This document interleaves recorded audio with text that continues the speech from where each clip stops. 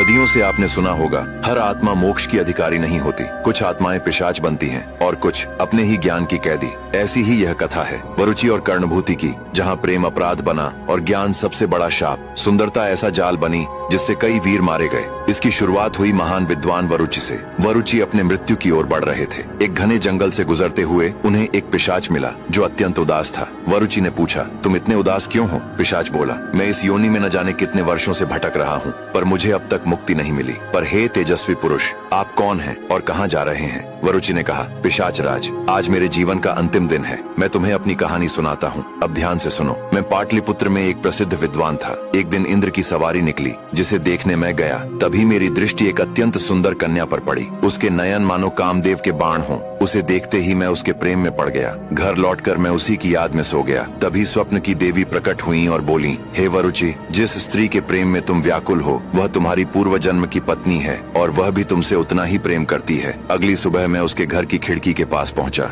मैंने प्रेम पत्र लिखा और पास के वृक्ष पर रहने वाली गिलहरी से विनती की कि वह यह पत्र सुंदर कन्या उपकोषा तक पहुंचा दे। गिलहरी पत्र लेकर खिड़की से उपकोषा तक पहुंच गई। पत्र पाकर उपकोषा बाहर आई। उसकी आंखें गवाही दे रही थीं कि वह भी मुझसे प्रेम करती है। लेकिन मैंने चोरी छिपे प्रेम पाने के बजाय उसके माता पिता से मिलने का निश्चय किया और उसकी माँ को सब स्पष्ट बता दिया। मैं प्रसिद्ध विद्वान था, इसलिए वे विवाह के लिए सहर्ष तैयार हो गए और हमारा विवाह हुआ। कुछ समय सब सुखपूर्वक चला, पर तुम तो जानते हो मनुष्य अधिक दिनों तक सुखी नहीं रहता। एक दिन मेरे गुरु के आश्रम में एक बालक विद्या लेने आया। वह मूर्ख था और सब उसका मजाक उड़ाते थे। इस अपमान से दुखी होकर उसने वर्षों तक भगवान शिव की कठोर तपस्या की। महादेव प्रसन्न हुए और उसे परम ज्ञान का वरदान दिया। लौटकर उसने मुझे चुनौती दी और मैं ही नहीं, सभी ज्ञानी उससे हार गए। यह पराजय मेरे हृदय को चीर गई। मैंने धन की देखरेख व्यापारी धर्मदत्त को सौंप दी और अधिक ज्ञान की खोज में पत्नी को छोड़ कैलाश की ओर चला गया। मेरी पत्नी उपकोषा अत्यंत सुंदर थी। वह प्रतिदिन संध्या को नदी में स्नान करने जाती थी। एक दिन नगर के 3 शक्तिशाली पुरुषों,